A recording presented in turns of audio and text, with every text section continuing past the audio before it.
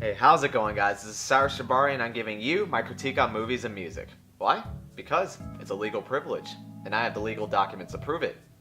I just don't have those documents with me right now. And today I'm going to give you my thoughts on the first Godzilla movie produced by Toho in over a decade, Shin Godzilla, aka Shin Godzilla. Now I know what you're thinking, why are you reviewing this movie when it came out in the US about a year and a half ago, when in Japan it came out almost 2 years ago? Well, because.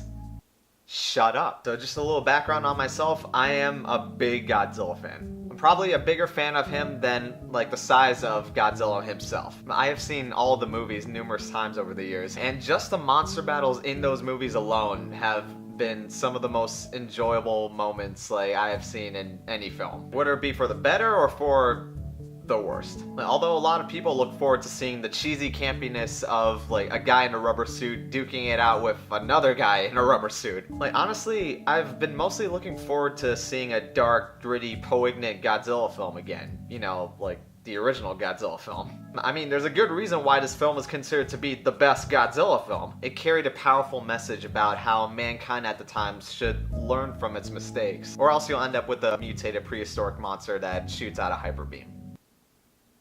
I swear it makes sense in context. So I was personally hoping that Shin Godzilla would carry out the spirit of the original film to modern times based on what all the trailers and TV spots and advertising was implying. And thank God, Zilla. Not only does it live up to the spirit of the original film, but Shin Godzilla is one of my favorite Godzilla films, period. So the plot is a complete reboot of the entire franchise, thank God.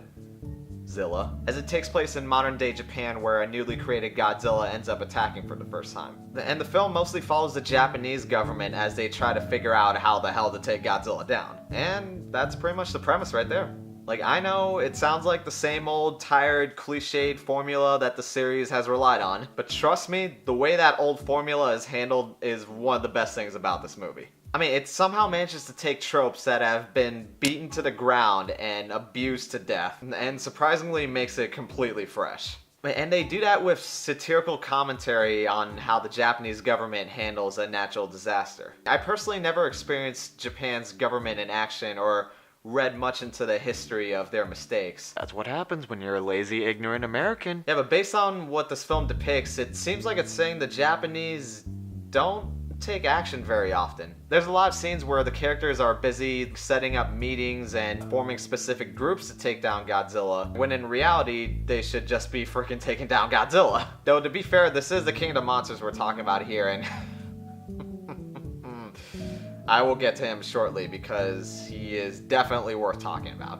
What I found funny is that a couple of the theatrical screenings that I went to, that had most of the audience members, many of whom were Japanese, laughing at a lot of the scenes with the government's not so smart decisions. And that's what made me believe that this movie accurately portrays a realistic situation and just how it would happen. The fact that the native people from that country actually gets that situation and just, I don't know, kind of laughs at themselves for it. And sometimes moments like that can be seen as funny from a bystander's perspective as well. I mean, especially if it's something like a decision that is so ridiculous. And that leads me to another aspect of this film that's handled greatly, the balance between satire and grittiness. I mean, Shin Godzilla has a consistently serious vibe to it, and that pretty much goes for almost anything the characters are doing, especially with the scenes that expose the government's flaws. I mean, scenes like that can be genuinely amusing, but the characters will still portray it as a realistic situation. So it doesn't feel too out of left field when there are moments that the audience laughs at. I mean, it's kind of like the film is taking the so bad it's good aspects of the worst Godzilla films and giving it a legitimate purpose that works in multiple ways. And that, in and of itself, is genius. And on top of that, we actually do at least get a couple scenes that are lighthearted. But again, it naturally works, especially when we transition back to the darker scenes. I mean, the director of this film, Hideki Anno, who's known for Neon Genesis Evangelion, really knows how to portray a realistic situation, and it shows in this film, especially since it's about a giant freaking lizard with a hyper beam. And speaking of which, Godzilla himself was a bona fide badass in this movie. A straight up, take no prisoners, demonic, and I mean demonic, badass. He was handled amazingly in this film. He truly felt like a huge threat, considering his design is the scariest I've ever seen him. By far. I mean, when they officially revealed his design, I freaked out internally. I mean, the whole zombie-like, rugged, radioactive textures on the skin, in combination with, like, the bloody, crooked teeth and those beady, soul-stealing eyes, make for an appearance that can be outright nightmare-inducing. This is as far away as you could possibly get to that early 70s teddy bear that just so happens to have the same name. I mean, with this Godzilla, you really feel his presence, the impact and weight of his attacks in Japan, and the horrifying effects it has on the Japanese as well. Like, I haven't really felt this sentimental for the humans in a Godzilla film since the first movie. I mean, much like that film, the combination of, like, the music, acting, cinematography, and the visuals overall really make you feel like you've just witnessed a natural disaster, as well as the torment that it brought to everyone involved. With the surprising use of puppets, animatronics, and CG rather than just the usual rubber suit, in conjunction with a bunch of amazing low-angle shots. Now, this Godzilla truly feels like he's really standing there in a real city. I mean, which really adds to one particular scene in the film, which takes place at night, and oh man, I'm not gonna spoil that scene here, but I will say that, my god. To call it a spectacle would be a huge understatement. Before this film came out, I really hoped that it would harken back to the emotional power and grit of the first Godzilla film, along with taking advantage of the amazing special effects that we have today. And Shin Godzilla does exactly that, and I absolutely love it. I will admit that there's a few brief moments where the CGI feels a bit too obvious. A couple or so satirical moments can feel slightly out of place, and I wish the film could give a little more personality to the human characters, especially since we're following them through most of the film. But to be fair, I honestly don't think character depth was the film's main focus. I believe the goal of this film was to portray both realistically and satirically how modern day Japan would react to and deal with Godzilla, all while remaining faithful to the great messages, themes, and spirit established in the original film. And it pulls that off in spades. Like, hell, I'll even go as far as to say that this is my second favorite Godzilla film of all time. Not as consistently great as the original, but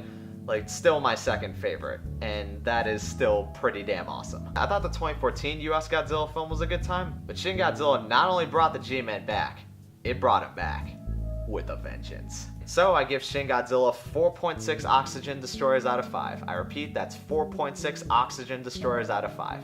And you better make sure you don't leave them in the ocean. I highly recommend Shin Godzilla to not only monster movie fans and Godzilla fans, but to everyone. It is a roaring good time.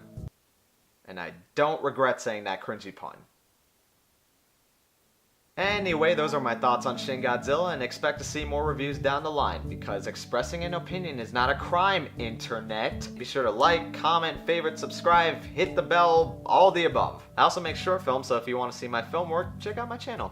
Give it a little look. Also be sure to check out these links to these affiliate channels that will be popping up on the screen eventually. Showing your support would mean a lot to me and everybody else on these projects. Until next time, gotta fly. Toodles.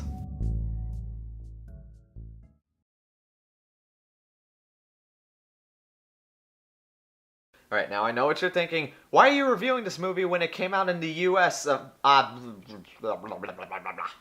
now I know what you're thinking. Why are you reviewing this movie when it came out in the US half a year? Why are you releasing this? I'm not releasing the movie. I didn't make the frickin' movie. God. So I give Shin Godzilla 4.6 oxygen to call it a spectacle would be rude. Or else you'll end up with a. Or else you'll end up with a